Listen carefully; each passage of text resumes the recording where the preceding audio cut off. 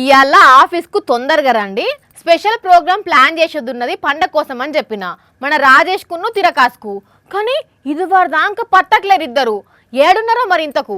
ఊకవయ్య మాట్లాడుతున్నావు గాని మాటలు మర్యాదగా రాని చెప్తా ఉన్నా. నాకు మాటలు మర్యాదగా రావు, నోట్ల నుంచే వస్తాయి. ఓర్ని ఇదేంది, వీళ్ళేమో లొల్లి పెట్టుకుంటున్నారు. పెద్దరికం సినిమాల పెద్ద మనిషి లెక్కున్నాను ఊకుంటున్నా, లేకుంటేనా? ఇదిగో అబ్బాయో, నా సంగతి నీకు తెలీదు. చూడు, ఒకవైపే చూడు, రెండో వైపు చూడాలనుకో బాక. అడిదిక్కు మేకప్ వేసుకోలేదా? ఏమైంది వాళ్ళిద్దరికి? నీ గురించి నేను తెలుసుకుంటూ కాదు, నా గురించే నువ్వు తెలుసుకో. నేను కొడితే అదోలా ఉంటదని వాళ్ళు ఇల్లు చెప్పడమే గాని నాకు కూడా తెలీదు. అవును, నాకు కూడా తెలీదు. అయినా మనిషి అన్నాక కాసింత కుటుంబ పోషణ ఉండాలా? కుటుంబ పోషణ కాదది, కళా పోషణ. ఏదైనా పోషణే కదంటాయా? పోషించుడు ఏమో గాని మీరు ఎందుకు అట్లా దూషించుకుంటున్నారు అసలు? నేను పోట్లాడడానికి వచ్చాను కాబట్టి మాట్లాడట్లేని తిరకాసు. నువ్వు పోట్లాడడానికి వస్తే నేనేమన్నా పొట్లాలు కట్టుకోవడానికి ఏమన్నా వచ్చానంట? పడుతున్నాను కదా అని చెప్పి శృతి మించొద్దు. తుడుచుకుంటే పోద్దు అనుకుంటే 199 సార్లు తుడుచుకోవడానికి నేను రెడీ. ఏంది కాకి రెట్ట? వాడంటే ఏమో అనుకోవచ్చు, ఈ పెద్ద మనిషి తిరకాసుకేమైంది? గింత బీపీ పెంచుకుంటుండే అలా. నాకెవరన్నా ఎదురొచ్చినా వాడికే రిస్క్, నేను ఎవరన్నా ఎదురెళ్ళినా కూడా వాడికే రిస్క్. అవును, రిస్కే. ఎవడు ఎదురు పడ్డా అప్పులాడి ఎగ్గొడుతున్నావట కదా. ఓ తిరకాసు, రాజేషు ఆగుతారా జరా? నాకు తిక్క రేగింది అనుకో. నీకు తిక్క రేగాలేమో రాజేష, నాకు 24 గంటలు ఆన్లోనే ఉంటది. బంద్ చేసుకోవచ్చు కదా మరి, కరెంటు బిల్ అన్న మిగులుతుంది. నా గురించి నీకు తెలియదు. ఒక్క అడుగు. ఎందుకో రెండోది కూడా వేయచ్చు కదా.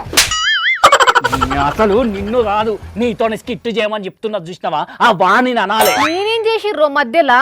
ఇదో వాణినే ఉన్నా అంటే ఊరుకునేది చెప్తావు. థ్యాంక్ యూ తిరకాసు. అంటే తింటే నేనంట నువ్వేదా అనేది. ఇది మంచుకున్నది. మీరు తిట్టుకుంటా మధ్యలో నేనేం చేసినా? అసలు మీరు ఎందుకు బీపీ పెంచుకుంటున్నారు అట్లా? నువ్వు చేయబట్టే. నేను చేయబట్టా? నేనేం చేసినా?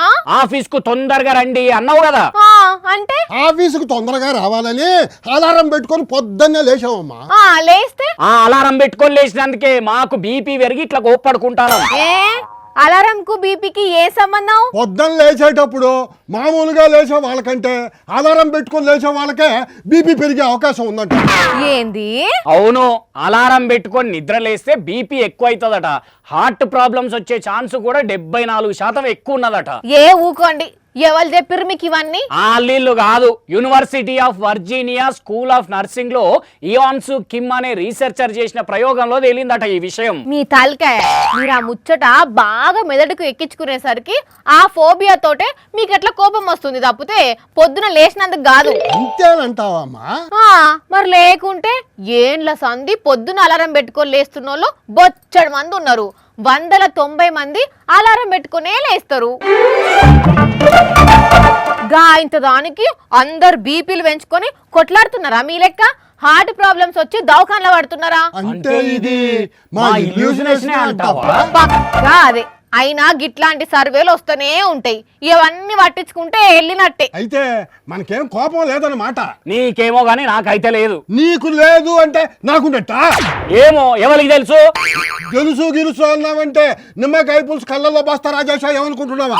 అయ్యో, కింత చెప్పినా వీళ్ళు ఇంకా హెల్యూసినేషన్ల నుంచి బయటకు రానట్టున్నారు. కానీ మీరైతే గీసోంటి సర్వేల గురించి చూసినా చదివినా పర్సన్ కాకుండా జరా అట్లనే అలారం లేకుండా స్వతహాగా లేచుడు కూడా అలవాటు చేసుకోండి, ఎందుకన్నా మంచిది.